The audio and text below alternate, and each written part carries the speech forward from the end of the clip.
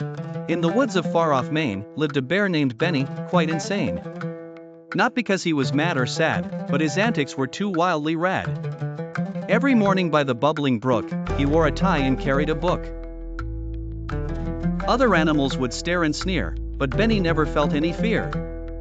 He'd tell stories with laughter and flair about balloons and kangaroos in the air. One fine day, as the sun rose high, Benny decided he'd learn to fly. With feathers borrowed from a friendly crow, he tried to flap but fell too slow. "Not to worry," Benny declared, "I'll try again, I'm not too scared." So, he crafted wings from leaves and twigs, and rubber bands from nearby figs.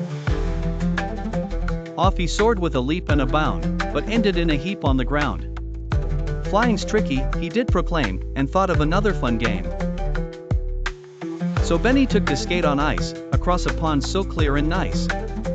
He spun in circles and twirled about, making the animals laugh and shout. But the funniest sight of them all was when Benny tried to fashion a ball. Using a pumpkin from Farmer Nate, he bowled it down an old rake gate.